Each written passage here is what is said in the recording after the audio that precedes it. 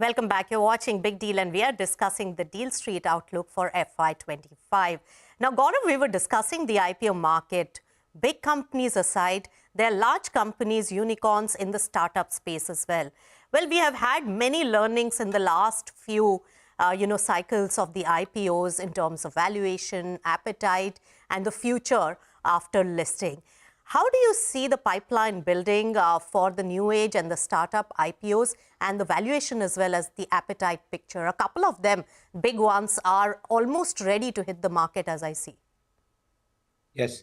So Nisha, clearly, I think obviously there is a case study with us from what happened in 21. And the good part is there are already 7, 8 companies from the new age businesses that are now trading significantly well. Most of them have created shareholder value.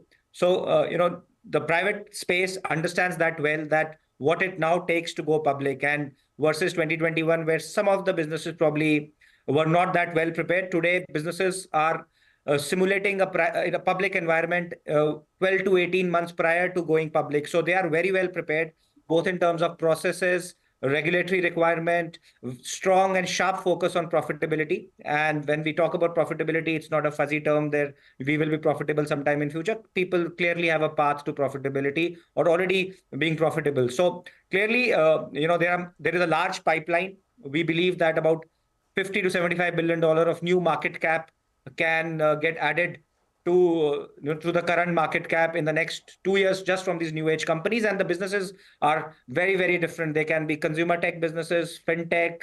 Some of these businesses are from logistics, SaaS. So there is a whole host of unicorns from the private market looking to tap public markets in the next couple of years, and very well prepared. So that's the best part. And the good part is today they have an option of doing one more round in the private side. So there is capital available both on the private side as well as public side, and it is their choice in 24 versus probably 23 when private markets were a little subdued. So today they have a choice. They can continue to stay slightly longer in the private market or look to go public. And as you said, a lot of them are reasonably well prepared, and some of them could hit the market soon, and especially in the second half of the year where we're expecting a lot of the billion-dollar IPOs.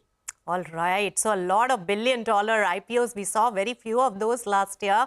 Gaurav, but the big highlight from what you said is the estimation of over $50 billion of market cap added with new IPOs in a couple of years in the Indian market. Now, Prashant, when we talk about the startup space, what do you see in terms of the fundraising activity now that is starting to show some bit of green shoot, maybe? And what about other deal scenarios and themes picking up? I think the Indian market has matured a lot in terms of way startups are perceived, and for the better actually. A startup, earlier was just about having a revenue model. Now I think whenever there is somebody is called investor friendly, it has to have a business model. And when I say it has to have a business model, it means that it has to be gross margin positive. You can't be buying something at a higher price and selling something at a lower price. And I think that path to profitability needs to be there. And I think the other fundamental thing which investors are increasingly wanting to look at, that the startup should not be able to just grow in terms of scale, but also scope. Which typically means that, yes, you need to grow in terms of volumes, but also you need to grow in terms of the offerings that are there, especially because most of these startups are new age tech companies, which I would say are quasi, consumer or quasi retail companies. Yes, if it's a typical B2B model, then maybe scale is just fine, but otherwise scale and scope both are important. Right. So you spoke about this, but what are the areas in which you're seeing M&A activity really picking up, Prashant? I think if it comes to startups, IT will continue to be the flavor of the year. And I treat IT as more as technology, and that's an enabler. There is technology, everything that we do now. But otherwise, the evergreen sectors, I think infra is something that we will see emerging for sure. The other sector where we should see a lot of investments coming in is the banking sector, the pharma sector. Retail's already started showing a lot of signs. But I think, the media and entertainment, besides that one deal, that could be a one-off, but we should see a lot of activity coming into media and entertainment. And I would say, entertainment tech is where we should see a lot of activity. All right. So media and entertainment, tech, these are the areas which are going to see a lot of creative, probably, deals coming up. But Gaurav, when we talk about the overall, space for OFS as well as, FPOs, FPOs have made a comeback. Give me a sense on the kind of instruments and also a view on what the foreign investors have been really asking, gauging, and what has been their view now on India. How have you seen that change come up? Sure. So Nisha, specifically on FPO, it's a product that we see less of in the last 7-8 years. There have been selective FPOs, but what we are seeing is selectively, very, very case by case specific. There are some advantages an FPO will have. What's happened in the last 8-10 years is that listed companies have used QIP as a mechanism to raise capital from institutional investors. But obviously, QIP has certain criteria with respect to pricing, and only it can be allocated to institutional investors. So an FPO gives you much more flexibility in terms of pricing. It's not really governed by any formula. So there is much more flexibility where the large investors are.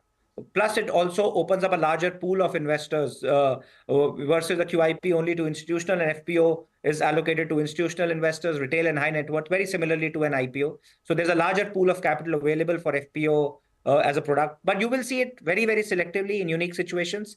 Generally, QIP, which is a shorter, time frame product, which sort of you can raise QIP money in 3 to 4 weeks. Generally, that's the preferred means. FPO will obviously have a larger because there is a more regulatory. You have to file a document with SEBI, so it's a longer process.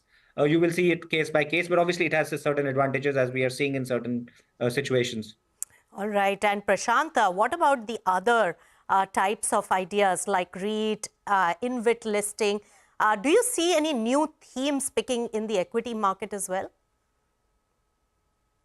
At least for this, the financially, which is FY25, I believe there's a lot more that needs to be done on the basics. We may not see such creative things, which is also because of, the geopolitical environment that we are in today. I think the focus would be strictly on India and whatever is possible within India.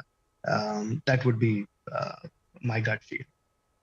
All right. And do you think that there are any challenges when it comes to M&A and Deal Street for the coming year?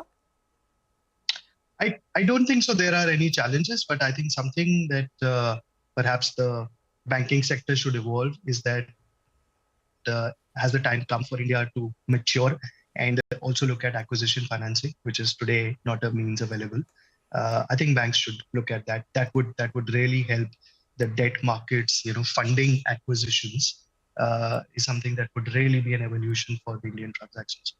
That will be a big breakthrough in the M&A space in India, because that has been a very, very big constraint for a very long time. Gaurav, your thoughts finally on the key themes, challenges, and how do you see the equity market transactions right after elections? So I think the key theme we are seeing in FY25, very, very early signs, whatever we saw in the last quarter itself, is that there is a slight move more towards the large caps. We've already seen some transactions on the listed side, and even for IPOs, you will see larger cap companies attracting quality interest. So a lot of those billion-dollar IPOs will be of companies which are $7-8 billion at IPO. Some of them will be $10-15 billion. So that's one of the clear themes. We continue to believe that primary capital will drive a lot of these IPOs. So obviously, IPOs will be used for some of the private equity exits as well, but also primary capital, which is a reflection of how investors are seeing the economy in terms of growth and capex for the next couple of years. So primary raise will drive IPOs, large IPOs. And I also think that investors will, private equity investors, while they will look to sell some stakes in the IPO, they will continue to partner with the company over the next few years and get the company more mature and stable as they look to exit completely from some of these businesses. So it's a win-win situation for both. Incoming investors can participate in the growth journey of the company and take returns, while private equity investors can, over a period of time, exit. And blocks will continue to be the theme. That's just a reflection of how India is today as a fifth largest market cap company, very close to Hong Kong. Right. But as markets become, closer to $5 trillion with average daily traded volume, more than 2% of this market cap, it basically means that large companies are here to exist and Yes. 100% free float companies are here to exist. All right. So widening and expansion of the equity capital market with new offerings coming in as the market remains robust is one of the key themes. Thank you so much, Prashant, as well as Gaurav, for joining us with your initial outlook on the FY25 Deal Street view. And a lot of action is expected on both M&A side, private equity action, as well as the equity capital markets. So waiting for FY25 for all those to really show up. Thank you so much for joining us on Big Deal at the end of FY24. See you in the next financial year. Thanks so much.